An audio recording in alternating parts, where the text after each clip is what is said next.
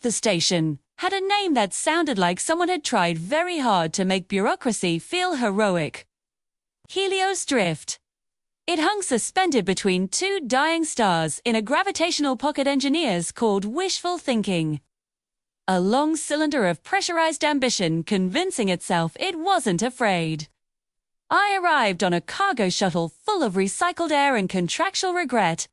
A systems integration specialist with a tool bag, a 3-year contract, and a sense of humor that had outlived every relationship I'd ever had. Son.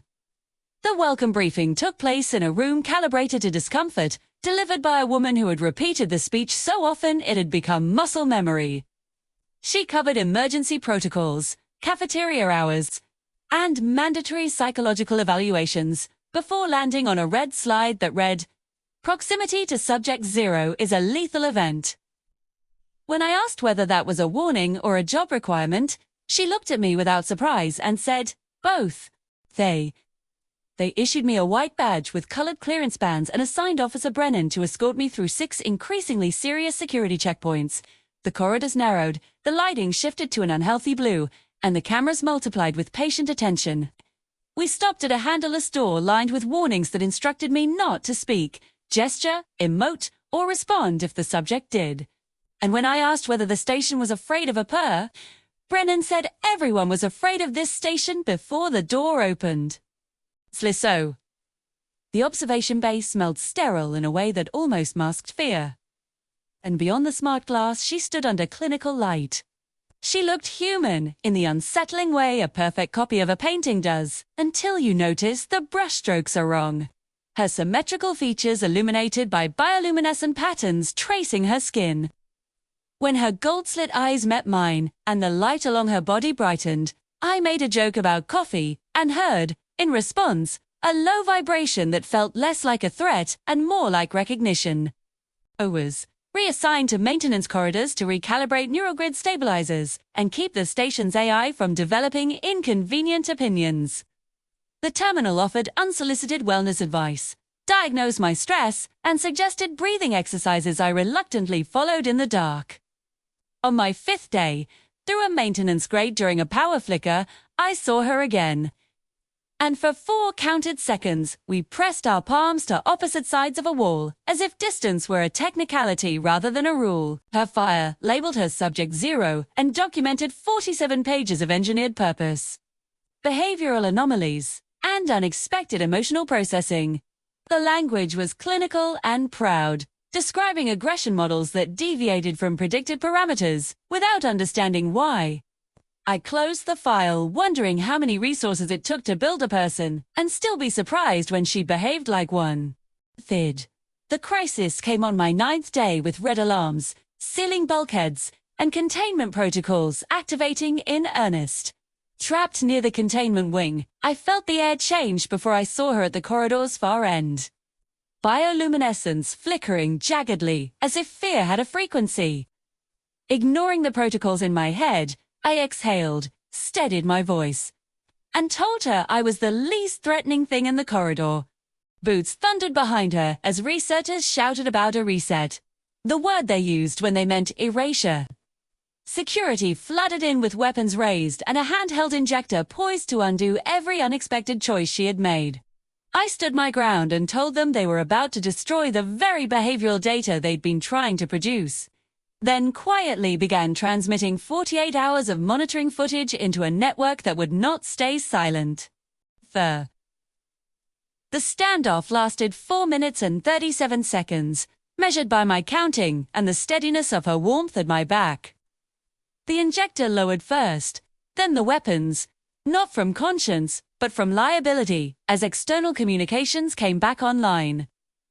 When the intercom announced the restored uplink, my hands finally stopped shaking. 3 hours later, we were escorted through administrative corridors, not as containment risks, but as complications with consequences. She walked beside me unrestrained, her bioluminescence steady, memorizing the place she was leaving. At the airlock, she shaped a rough, incomplete sound into something clearer, and when I repeated it back, the small purr that followed sounded like someone hearing her own name and deciding it fit. The On the shuttle out, she leaned her shoulder into mine as Helios Drift shrank between two dead stars, and the autopilot delivered indifferent announcements. I had come to fix broken systems and learned that the most dangerous thing on the station was not engineered harm, but engineered distance.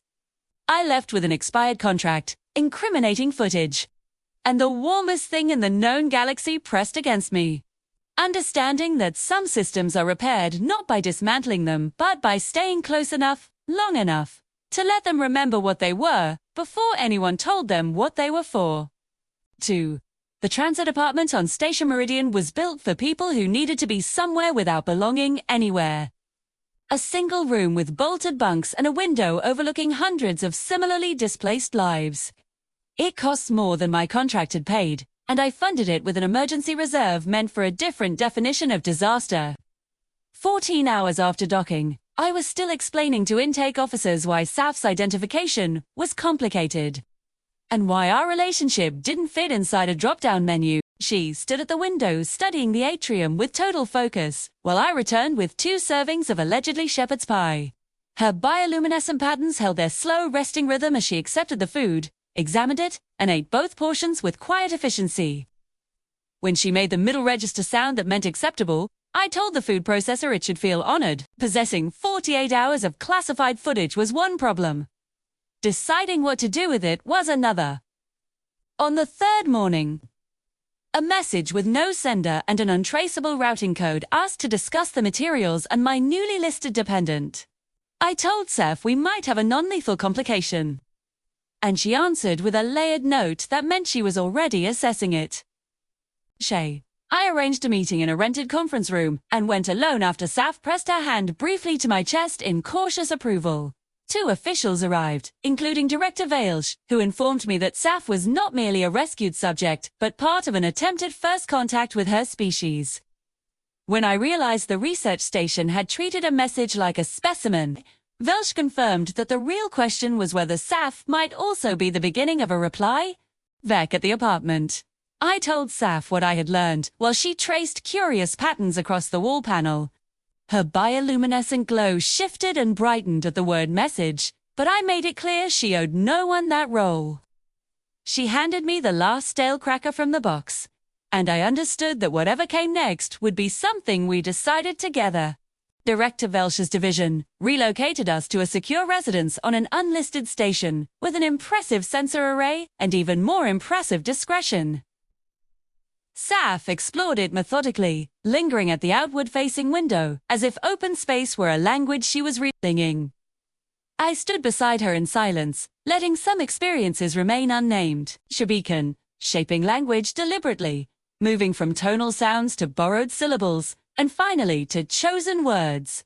Her first voluntary word was stop, delivered with authority to the food processor, which obediently complied. When she repeated it to me with a tilt of her head and a flicker of unmistakable amusement, I realized she had already mastered irony.